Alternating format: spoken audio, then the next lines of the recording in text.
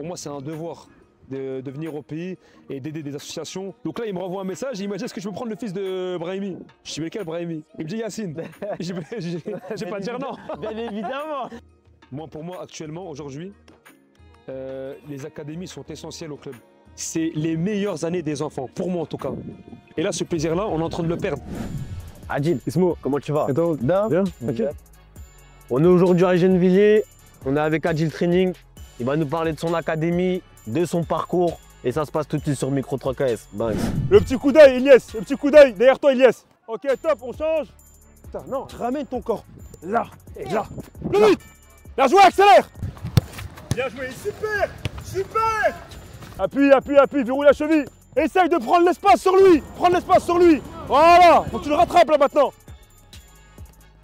Lorenz, tu prends le ballon, mets plus de vitesse avec son pied. Joué, bien joué. Parlez-vous. Tu peux, très bien. Très bien. On va voir après. Et après, je vous libère, c'est bon? Allez, gars, c'est parti.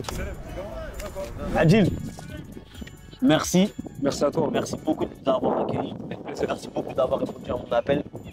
Ça me tenait à cœur tout ça pour m'inviter. C'est gentil. Déjà dans un premier temps. Pour ceux qui ne te connaissent pas, parce que moi je te connais, même en dehors. Mais bon, voilà, ça c'est autre chose. J'aimerais que tu te présentes et que tu me dises d'où tu viens, d'où ça vient cette détermination et qu'est-ce que tu as fait pour en arriver là. Moi, c'est Adil Training. Je suis coach, préparateur physique aussi pour 2 clubs de seniors. Donc à Villeneuve-la-Garenne, je coach le club en 11 et aussi le club de futsal. D'accord. Et à côté de ça, je collabore aussi avec certains coachs dans des clubs. Et du coup, on s'occupe de plusieurs enfants d'Île-de-France. Donc on fait un suivi avec eux via l'académie. Ok. Toi, l'humain, c'est qui Adil Training? Un sacré personnage. À plusieurs casquettes. Ah ouais? Ouais. Tu me dises les principaux, au moins. Et qu'est-ce que tu as fait pour en arriver? Elle vient d'où cette détermination? Parce que moi, je te connais, moi, je sais et je vois, surtout depuis quelques années déjà, quelle casquette tu as et elle vient d'où cette détermination à jamais rien lâcher? Tout d'abord, il faut savoir qu'avant le football, il y a l'amour que je porte pour les enfants. Moi, il faut savoir que j'ai eu un neveu très très tôt. J'ai eu 14 ans. À l'âge de 14 ans, donc j'avais un neveu et du coup, j'étais tonton, 14 ans. Donc du coup, j'ai eu des responsabilités très très tôt. Famille nombreuse? Ça va, ça va. On reste dans le quota. Merci. On reste dans les quotas. Voilà. Donc du coup, je m'occupais de lui et franchement, c'était très très naturel. Cette fibre-là, je ne l'ai pas eu. Je pense que je l'ai eu dès la naissance et je l'ai eu forcément avec l'éducation que j'ai pu recevoir par mes parents. Et du coup, aujourd'hui, j'essaie de la transmettre via le football. Et du coup, les différentes casquettes, c'est lesquelles? Il faut savoir, donc moi, je suis fondateur de mon académie. À côté de ça, je suis préparateur physique dans les 2 clubs. Et à côté de ça aussi, on fait de l'animation avec les enfants. Donc voilà, à travers nos séjours qu'on peut faire, qu'on fait les tournois internationaux ou même ici en France. Donc du coup, c'est des séjours aussi qui tissent énormément de liens avec les enfants. Donc il n'y a pas que ce côté football-là. C'est pour ça qu'à travers mes réseaux aussi, je le mets beaucoup. Les activités qu'on fait, donc extra football. Dont le pays. Exactement. Dont le ça, pays. l'international. C'est ça. On est en train de s'ouvrir.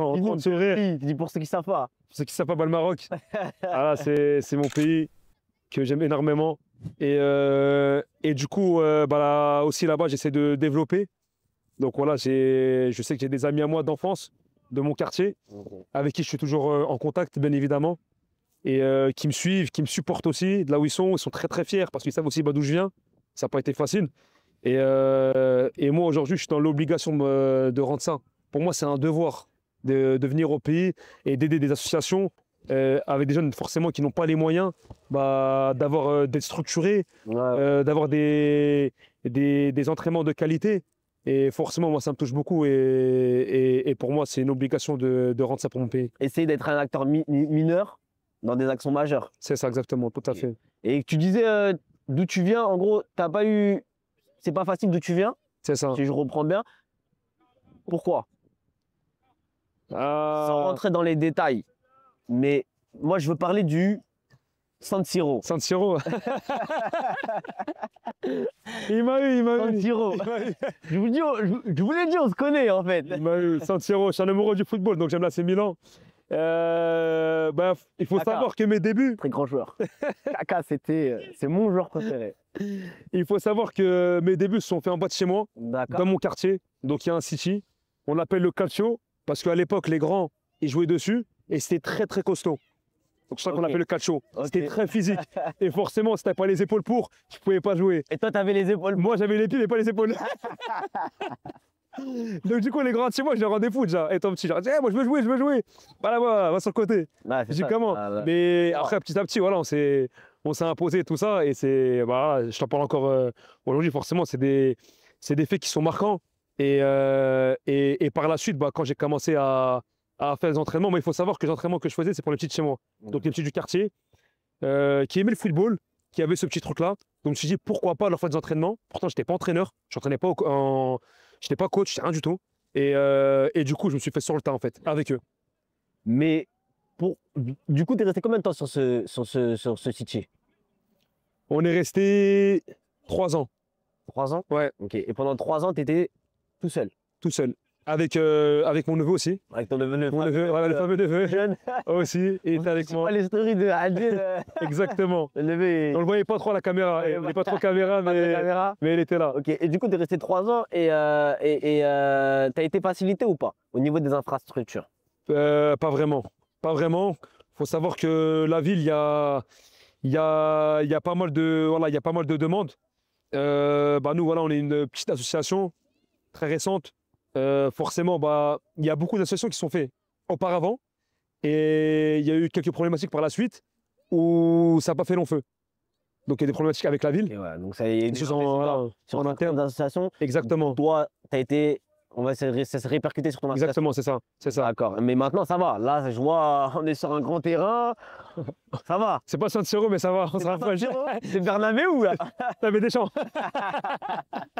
Ok. Moi, je vais juste revenir sur parce qu'on s'est envolé. En fait, il faut savoir que moi et Adil, quand on parle et quand on discute, on s'étale. Donc, on va essayer de faire concis. Moi, je veux que tu parles un peu du Maroc, sur les actions que tu fais niveau football, niveau académie, niveau tournoi, et les médias avec lesquels tu travailles, ce que tu fais, dont l'équipe nationale. Ouais. Donc, j'aimerais bien que tu me parles un petit peu de ce que tu fais un petit peu au Maroc sur différentes actions. Alors, il faut savoir, moi, j'ai eu des parents, donc des MRE qui vivent au Maroc, qui m'ont contacté via Instagram. Donc, pour les vacances scolaires ici, vu que les vacances aussi scolaires, les écoles françaises, ce sont les mêmes. Donc, du coup, ils sont venus ici, et sur ce stade-là, on faisait des stages de vacances scolaires, et du coup, il y a un parent du Maroc qui m'a dit, mais pourquoi tu vas pas au Maroc? Je dis, c'est pas comme ça. Moi, j'ai mes enfants ici, c'est un peu compliqué. Il m'a dit, mais nous, nos enfants réclament de la qualité. Mais malheureusement, là-bas, ça manque de qualité. Donc, du coup, par la demande, on a créé ce groupe WhatsApp. Ça se fait très, très rapidement. J'ai fait une première expérience, une semaine. C'est super bien passé, au soleil. Que demander de plus? Et franchement, avec des belles infrastructures. Ah bah après, Voilà, le Maroc, niveau infrastructure, il n'y a rien à dire. Ouais. Non, ils ont vraiment mis les moyens. Il n'y a rien à dire en fait. Ouais. Juste on parlait déjà de l'académie à Rabat. Ah, ouais. Elle est, t'as travaillé un petit peu C'est là-bas? ça. Non, j'ai juste fait la visite D'accord. via les médias. Ok. Donc on a eu la chance de visiter tout le complexe, Mohamed VI. Et ouais, du coup, bah, quand les journalistes, les médias qui parlaient que c'était le Clairefontaine du Maroc, voire même mieux, bah, moi je le confirme. J'ai vu, j'ai visité rien que la salle de sport. C'est la première chose que je voulais voir. Ça fait la paix. C'est exceptionnel. Même voilà, il y a des machines dernière technologie, dernier cri. Il y a Fierté. ouais. Tant que... Non, c'est clair. C'est clair. En tant que Marocain, franchement, c'est une vraie bataille de voir que le pays, voilà, il avance à grande vitesse au niveau des infrastructures. Ça fait quand même plaisir. Et carrément, c'est pas anodin de voir les résultats et de voir le niveau du Maroc où il est aujourd'hui. Et on en parlait juste hier déjà parce qu'on était ensemble hier. Mais ouais, vous avez de la qualité. Vous avez de la qualité, vous avez de la quantité. Aussi. Ouais. Là, le choix. Je sais que tu avais eu, dis-moi si je me trompe, une accréditation pour être autour du terrain. Exactement, tout à fait. Ton rôle un petit peu, quel a été ton rôle? Alors, il faut savoir que vous avez plusieurs casquettes. Voilà, c'est Vous avez ça. plusieurs Là, casquettes. beaucoup de casquettes, faut savoir. Je travaille aussi pour un média, TFT Marocco, D'accord. très connu et reconnu. Et donc, du coup, ça s'est fait très naturellement. Il faut savoir que le média, avant qu'il explose, j'étais déjà dedans. Enfin, j'étais plus ou moins impliqué, mais sans être dans le groupe. Donc, il faut savoir que, Sombre. voilà, j'étais. Oui et non, parce que j'intervenais aussi sur les lives. D'accord. Donc, du coup, voilà, c'est sur les lives, dans les premiers lives, avec Faisal Fajr, un ancien international marocain, à qui je passe le salam. LECK aussi, on le connaît, dans le monde de la musique. Donc voilà, c'est des personnes qui ont vraiment poussé le média. Et au début, on était là et voilà, qui ont vraiment fait monter le média. Tu parlais d'un international marocain. Moi, je vais te parler d'un international algérien. Yassine Brahimi. Parce que je suis algérien et du coup, il m'a tendu la perche. raison, donc on tu va la place. Mais pourquoi je vais te parler de lui? Parce que, toute casquette encore, tu vu dernièrement au Qatar, Ouais. avec l'équipe avec une des équipes du Qatar. Tu peux nous en parler? Alors la connexion, comment s'est faite avec Yassine Brahimi? Il faut savoir que j'ai passé une de mes formations en prépa physique avec le préparateur physique de l'équipe d'Algérie D'accord. et avec les deux d'ailleurs. Il fait sourire juste quand il dit l'équipe d'Algérie. Donc voilà, ça a été une grosse expérience avec eux. C'est franchement une formation que je recommande à tous les préparateurs physiques. Et voilà. En France? C'était en France, ouais. D'accord. En France, à Metz. Et du coup, ben, à qui je passe le salam? Donc Nordo et Rémi, les deux. Et du coup, bah, moi j'étais sur Marrakech quand je faisais mes stages avec les enfants. Ouais. Et qu'est-ce qui se passe? Bah, Nordo, il voit mon snap sur Marrakech. Donc il répond sur ma story. Il me dit, tu restes combien de temps? Je dis, je sais pas, je suis là pour l'instant, je suis au pays. Il me dit, ok. Donc là, il me renvoie un message, il m'a dit, est-ce que tu peux prendre le fils de Brahimi? Je dis, mais quel Brahimi? Il me dit, Yacine. Je vais pas dire non. Bien évidemment. Je vais pas dire non. Hein. Et du coup, il me l'a ramené. Il devait rester 2 jours, le petit, avec nous, sur le stage. Donc, il est rentré en plein milieu du stage. Et du coup, le petit, bah, il a adhéré au stage. Il a validé, quoi. Il a validé. Le petit, il a kiffé, se sentait bien. Et puis après, voilà, de là, Yacine est venu voir. Et il m'a proposé directement de travailler avec lui au Qatar pour me dépasser là-bas avec le petit. Et du coup, tu t'es retrouvé au Qatar. Du coup, voilà, je me suis retrouvé au Qatar. Comme je me suis retrouvé au Qatar, pareil, bah, voilà, la connexion, elle s'est faite voilà, naturellement. Naturellement, là, c'est en toute franchise, je sens même pas que je travaille, tu vois, c'est vraiment une ambiance familiale. D'accord. Donc, du coup, quand on se voit là-bas, on mange ensemble, on fait des activités ensemble. Et du coup, bah, même quand il joue là-bas, il joue au club de El Rarafa, donc je me déplace aussi pareil pour les matchs. Et ouais, bah, c'est un kiff en fait. Quand je vous dis que cette personne-là est une personne pleine d'inspiration, c'est pas pour rien. Moi, je parle d'inspiration et de détermination. Ouais. En quelques mots, juste, elle vient de cette détermination. Moi, je sais. Ouais. Moi, je sais. Ton entourage le sait. Si tu veux pas rentrer dans les détails, je comprendrai. Mais en quelques mots. Alors, moi, il faut savoir que nos parents, ils sont venus du Maroc. Donc voilà, ils sont venus du pays. Ils parlaient pas forcément correctement la langue. Ils n'étaient pas aussi non plus diplômés. Donc voilà, ils sont arrivés en France, situation très très précaire. On l'a vu, on l'a vécu, on a grandi avec. Et du coup, c'est pour ça qu'aujourd'hui, bah, alhamdoulilah, j'ai toujours les pieds sur terre, tête sur les épaules. Et pour moi, c'est un devoir. C'est un devoir de rendre ça, ne serait-ce que pour mes parents. Voilà, je me dis qu'ils sont venus dans un pays inconnu. Ouais, ils sont partis de rien. Voilà, ils sont partis de rien, ils ont fondé une famille. Et ils nous ont ramenés au pays plusieurs années aussi. Ils nous ont assumés.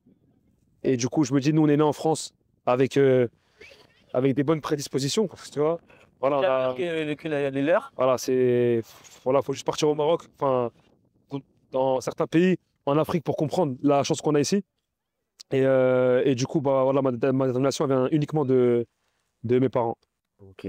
Je vais revenir rapidement sur l'académie. On a pu parler un petit peu avec les jeunes que tu as eu aujourd'hui. Moi, je sais, mais je vais te le dire juste après ma question. C'est quoi la différence entre l'académie, donc du coup Agile Training, et un club? Donc, je travaille avec différents clubs, donc certains clubs pro, semi-pro, amateurs, c'est des associations sportives aussi. Ouais. Pour moi, dans les clubs ou dans les associations sportives, on bride énormément les joueurs. Moi, ce que j'entends et ce que tu répétais et ce que les petits m'ont répété, il y a même on a fait une sorte d'interview avec un jeune. Il me dit, moi, si je fais un dribble ou si je prends un peu trop de plaisir et que je ne suis pas forcément la consigne, en club, le coach, il me crie dessus. Adil, il nous laisse nous exprimer. Le vrai football. Bon, pour moi, c'est ce que j'ai vu qui est ressorti. Et pour toi, c'est quoi? Pour nous, dis-nous ce que toi, c'est quoi la différence? Ta question est très pertinente et je vais y répondre. Il faut savoir que pour moi, actuellement, aujourd'hui, les académies sont essentielles au club. En fait, les académies, ça va être, pour certaines personnes, le médicament de certains enfants. Ah ouais. Carrément, ouais, je parle de médicaments. Et aussi, je pense aussi qu'on est complémentaires avec les clubs. Et on devrait travailler plus souvent avec les clubs. C'est important. Pourquoi? Parce qu'aujourd'hui, tout d'abord, la demande elle est beaucoup plus forte. Via la Coupe d'Afrique, via la Coupe du Monde, via aussi les réseaux sociaux. Parce qu'on peut voir sur TikTok, Instagram. Donc on voit que les enfants sont beaucoup plus branchés. Et forcément, 80% de ce qu'on voit sur le plan sportif, c'est que du ballon. C'est du football du haut. Et toi, tu as des clubs, tu as de tout. Est-ce que tu as des clubs qui sont un peu réticents à l'idée que tu travailles avec eux? Exactement. Ouais, j'allais venir. Et il y a certains clubs où ils ne sont pas fans du tout des académies. Donc il y a des clubs carrément qui vont interdire à certains parents d'inscrire leurs enfants à des académies. Donc moi, j'ai des parents qui sont déjà venus me voir et qui m'ont dit, voilà, je veux que je prenne mon fils en séance, par contre pas de caméra. Quoi qu'il soit filmé. Ok. Alors, il faut savoir que Adil, moi, je l'appelle Adil Anecdote. Et il sait pourquoi je dis ça. Regardez, il sourit. T'as une petite anecdote par rapport à ça, en plus de celle-là? Ouais. J'ai carrément, j'ai un petit qui était dans un très bon club, la capitale. Très très bon club. On va pas dire. On va pas dire. Dire la couleur? On va le préserver, ouais. Oh. Et du coup, ce petit-là, il venait, son père super sympa. On travaillait en off. Et du coup, un jour, son père, il me contacte. Il me dit, je t'aime beaucoup.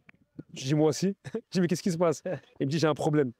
Il me dit, voilà, il y a certains parents qui ont récupéré la vidéo de ta story Instagram et qui l'ont envoyée au coach du club. Là, on est arrivé. On parle d'enfants de quel âge? 9 ans. 9 ans. Donc là, en fait, de 9 ans. Il y a une concurrence au-delà de ça qui est très très malsaine en école de foot. Et ça, je pense aussi, c'est nous les premiers concernés, les premiers responsables aussi, parce que je pense qu'on ne fait pas assez de prévention. On ne sensibilise pas aussi assez les parents, assez les enfants. Et surtout, il faut leur faire comprendre que l'école de foot, c'est les meilleures années des enfants, pour moi en tout cas. Parce qu'il n'y a pas, voilà, C'est comme le collège. il n'y a pas de classement. Voilà, chaque week-end, le petit joue, qui gagne ou qui perd, il n'y a pas de classement. Donc forcément, c'est que du plaisir. Et là, ce plaisir-là, on est en train de le perdre. Moi, je le vois chaque samedi, je suis sur les terrains. Je le vois, les parents ils sont plus responsables que les coachs. À cause du projet. C'est ça. C'est ça. Ouais. Malheureusement, mais ils ne le comprennent pas. Il y a certains parents qui l'ont compris. Il y en a qui le comprennent. Il y en a qui aussi ne veulent pas le comprendre. Après, nous, on essaie de parler avec les parents qui sont censés et qui ont un peu de recul. Donc j'en parle par mon expérience, par l'expérience que j'ai aussi sur des joueurs à moi, des joueurs que j'ai eus et qui ont signé certains contrats. Où forcément, quand je les avais en séance, les parents n'étaient pas derrière. On a parlé d'une partie de ta carrière. Exactement. Mais pas tout. Ouais, pas tout. Il manque quoi? Il manque le Brésil encore. Il manque Oma. C'est la danse à Pac Show pour les lives. Vas-y, c'est autre chose. Restez branchés bientôt. Restez branchés. Et mais je veux qu'on finisse sur l'académie. Ouais. Tu me promouvois un petit peu tout ça. C'est simple, hein. Comme je t'ai expliqué, nous on n'est pas une académie où entre guillemets ça va être l'armée, ou comme tu expliqué tout à l'heure aux enfants, ils vont être dans un système où ils seront en mission. Ils ne sont pas en mission ici. Ils ne sont pas en mission les petits. Il y a pas non, l'objectif c'est qu'ils viennent, qu'ils prennent plaisir. Comme je l'ai expliqué, c'est le dimanche matin. Donc ils se réveillent toute la semaine, ils se réveillent à 7h30.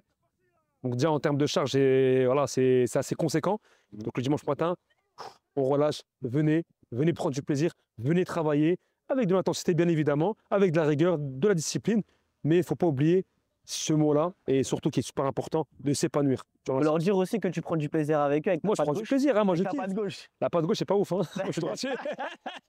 Tu peux savoir qu'ils participent aux séances. Obligé. Vu, on le Obligé. sait. Bon, Pour tout le monde. on a déjà joué ensemble aussi. Là, c'est clair. J'ai gagné, mais c'est dans un de ces pays en plus. Ok, bah merci. Avec plaisir. Moi, Mais je juste pour pense- finir, ouais, je vais finir. C'est fini. Ouais, je vais finir aussi. Cette année, il faut savoir, enfin, l'année qui est passée, il faut savoir qu'on a fait 2 tournois internationaux.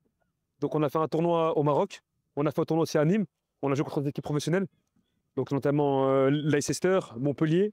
Et cette année, il y aura encore d'autres surprises. Ok. Ouais, d'autres surprises, d'autres tournois. Et voilà, l'idée, c'est de level up chaque année, de faire kiffer les petits, de leur donner l'opportunité aussi et de la visibilité à travers mes réseaux et à travers les tournois qu'on va faire. Donc voilà, de jouer contre des clubs pro et pourquoi pas être suivi par la suite. Adil, moi, je le sais, tu vas aller encore beaucoup plus loin. Inch'Allah. Je te souhaite énormément de réussite. Je te remercie. Je te remercie. Merci, pro. Avec plaisir.